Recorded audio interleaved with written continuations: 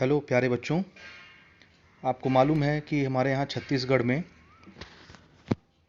दुर्ग और बेमेतरा के बाद अब रायपुर में भी लॉकडाउन का आदेश जारी कर दिया गया है, जो कि आप जान रहे हैं कि 9 अप्रैल से लेकर के 19 अप्रैल तक वो प्रभावी रहेगा। यानी 10 दिनों का बिल्कुल सख्त लॉकडाउन रायपुर के लिए अनाउंस कर दिया गया है।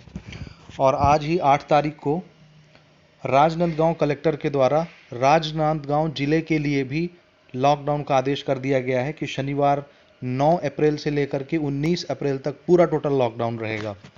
और छत्तीसगढ़ में ये चौथा जिला है राजनांदगांव जहां पर लॉकडाउन के आदेश जारी कर दिए गए हैं।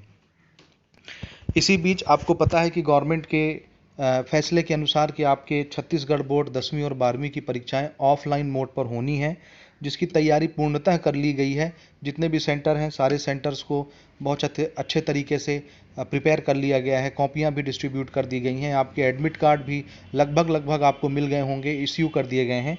और जैसा कि आप जान रहे हैं कि इतनी तैयारियां गवर्नमेंट की हो गई हैं, बिल्कुल 99% चांसेस आपके ऑफलाइन एग्ज़ाम के बन चुके हैं गवर्नमेंट के आदेश के अनुसार। दूसरी चीज़ आप ये भी देख रहे हैं कि छत्तीसगढ़ में आज की डेट में 10,000 से ज़्यादा कोविड पॉजिटिव के मरीज मिल गए हैं। 10,000 से ज़्यादा, और न जाने कितनी मौतें हो गई हैं। ये आंकड़ा तो सिर्फ एक लिखित आंकड़े में रिकॉर्ड है। इससे ज़्यादा मौतें हुई, इससे ज़्यादा कोविड के पेशेंट हैं जो अभी रिकॉर्ड में नहीं आया है।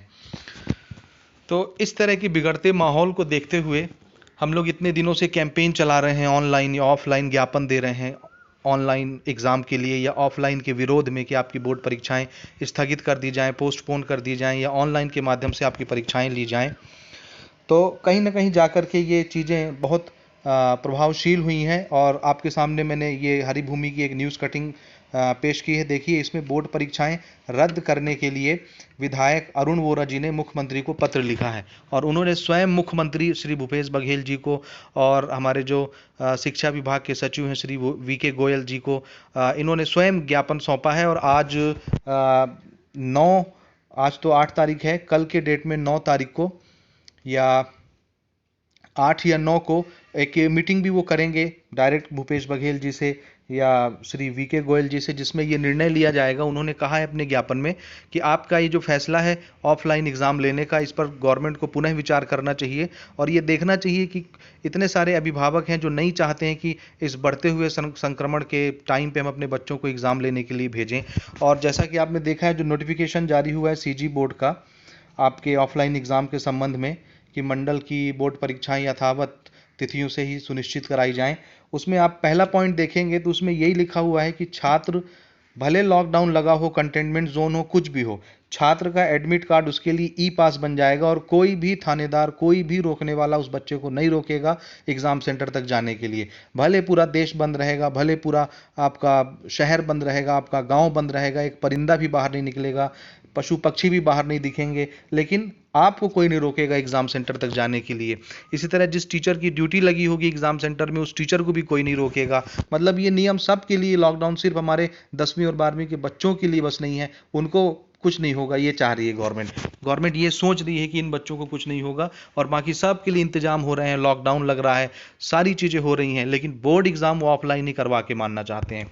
तो ये बिल्कुल भी छात्र हित में नहीं है, ये बिल्कुल भी अच्छी बात नहीं है। गवर्नमेंट को अपने इस फैसले पर पुनः विचार करना चाहिए। अगर आप हमारी इन बातों से सहमत हैं तो आप भी ट्विटर पर जाइए और उस कैंपेन में शामिल होइए। जो ट्वीट हम लोग कर रहे हैं उस पर आइए, उसको कॉपी करिए, उसको रीट्वीट करिए। लाइक करने के बजाय उसको रीट्वीट करिए। जितना ज़्यादा से ज़्यादा ट्वीट होगा उतना ज़्यादा गवर्नमेंट तक ये बात जाएगी और गवर्नमेंट ज़रूर इस फैसले को बदलने की कोशिश करेगी, जरूर इस पर पुनर्विचार किया जाएगा।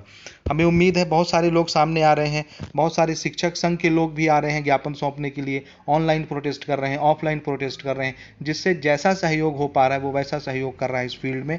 और करना भी चाहिए, क्योंकि आज जो स्थिति बनी हुई है, जो ये सेकंड स्ट्रेन चल रहा है कोरोना का, ये इतना घातक है, इतना खतरनाक है कि आप न्यूज़ देखते होंगे तो आप दहल जाते होंगे कि इतनी सारी मौतें हो रही हैं इस कोविड की वजह से। हम नहीं चाहते कि हमारे बच्चे इस हाल में एग्ज़ाम देने जाएं।